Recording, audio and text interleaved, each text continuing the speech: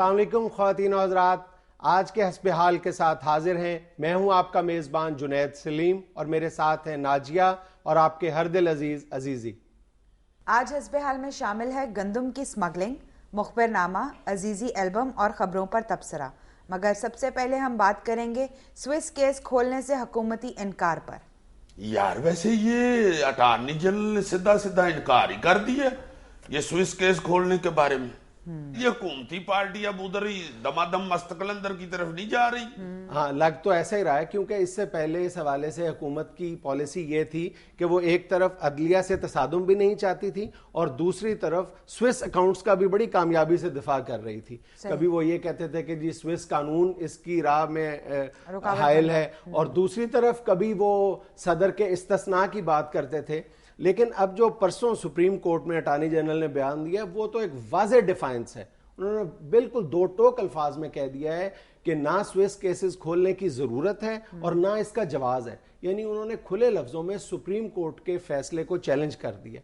देखो, हुकूमत अगर ये चाहती कि वो स्विस अकाउंट्स का भी दिफा करे और दूसरी तरफ अदलिया के साथ तसादुम से भी बचे, तो फेस सेविंग के लिए ये बहुत आसान रास्ता था उसके पास कि वो पहले वाला मौक़िफ़ अपनाती। और जो सुप्रीम कोर्ट ने 11 नकात पर मुश्तमिल डायरेक्शंस दी थी अपने फैसले में, उन 11 नकात में से एक डायरेक्शन ये भी थी कि हुकूमत इस फैसले पर अमल दरामद को यकीनी बनाने के लिए एहतसाब अदालतों की तादाद में इजाफा करे, और इसके लिए सेक्रेटरी कानून को हिदायत की गई थी कि वो फौरी इकदाम करें। मगर इतना अरसा गुजरने के बावजूद हुकूमत ने एक भी नई एहतसाब अदालत कायम नहीं की या उस जानिब कोई पेशरफ्त नहीं की। और ज्यादा खतरनाक बात यह है कि इस बार हुकूमत इस कदर एक्सट्रीम पोजीशन ले चुकी है अपने पिछले तमाम तर मौक़िफ़ को छोड़कर, इस दफा उसके लिए यू टर्न लेना शायद मुमकिन ना हो या कम से कम आसान ना हो, क्योंकि इस दफा उसके सामने सुप्रीम कोर्ट है, नवाज शरीफ नहीं है। और यू टर्न लेने के हवाले से तुम जानते हो इस हुकूमत का ट्रैक रिकॉर्ड क्या है। एक सेकंड में एक मिनट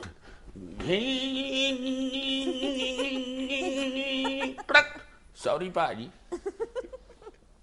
यानी तुम अंदाजा लगाओ कि हर मामले में हुकूमत एक इस तरह की पोजीशन ले लेती थी कि यूं लगता था कि यहां से हुकूमत वापस नहीं आएगी और अब कुछ हो जाएगा। उसी पॉइंट पर जाकर वो यू टर्न ले लेते थे। बिल्कुल। अब इस एक्सट्रीम पोजीशन की वजह से अभी आपने सुना है कि सेक्रेटरी कानून को इस्तीफा देना पड़ा है। लेकिन उन्होंने कहा कि मैंने अपनी सेहत की खराबी की वजह से इस्तीफा दिया है। ये नहीं उन्होंने बताया कि अपनी सेहत या हुकूमत की सेहत की खराबी की वजह से दी है। और मुझे नहीं लगता कि अब कोई मजीद अटॉर्नी जनरल कोई या सरकारी ओहदेदार इस्तीफा देगा, बल्कि मुझे ये खदशा है कि इस बार इस्तीफा उसको देना पड़ेगा जिसकी वजह से ये सारे इस्तीफे धड़ाधड़ सामने आ रहे हैं।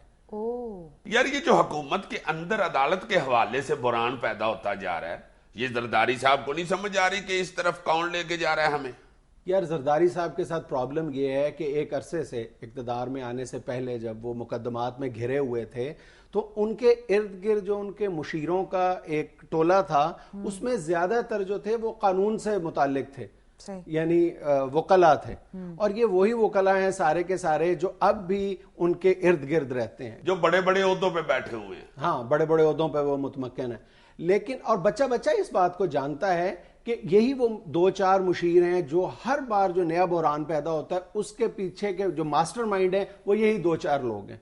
कल के अखबार में आपने पंजाब बैंक के हवाले से भी ये खबर पड़ी होगी कि उसके मौजूदा सदर ने वजारत खारजा को ख़त लिखा है कि पंजाब बैंक के साबिक चीफ हमेश खान की वतन वापसी में बाबर अवान रुकावटें डाल रहा है। और आप एक और मुशीर साहब भी हैं जो अपने ओहदे से तो फारिग कर दिए गए हैं, अब वो किसी और चीज़ के मुशीर हैं।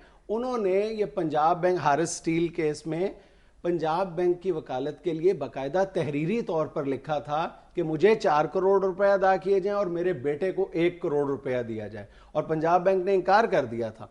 और पंजाब बैंक और हारिस स्टील केस में ये 2-3 वकला का जो किरदार है वो बड़ा मशकूक किस्म का है। बाज लोग ये भी कहते हैं कि यही वो दाना किस्म के मुशीर हैं जिन्होंने सदर जरदारी को ये बावर करा दिया है कि मौजूदा मुल्की हालात में सुप्रीम कोर्ट कोई ऐसा बड़ा फैसला नहीं कर सकती जिससे हुकूमत को डेंट पड़ सके।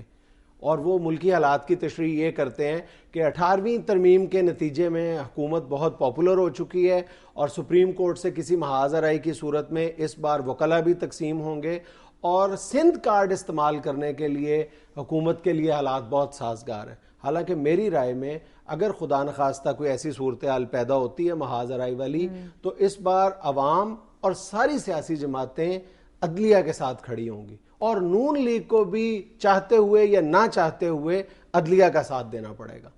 اس سارے معاملے میں پیپلز پارٹی کی اخلاقی پوزیشن بھی بری طرح ڈیمیج ہو رہی ہے. اب انہوں نے یہ جو نیا سٹانس لیا ہے اس کے بعد لوگ یہ سوال پوچھ سکتے ہیں کہ بھئی آپ پہلے یہ کہتے رہے ہیں کہ جی سوئس قوانین اس کے آڑے آ رہے ہیں اور صدر کو استثناء حاصل ہے، لیکن کل تو آپ نے اس کا کوئی ذکر نہیں کیا. کل تو آپ نے سیدھا کہہ دیا جی کہ اس کی کوئی ضرورت ہی نہیں، جواز نہیں پیدا ہوتا.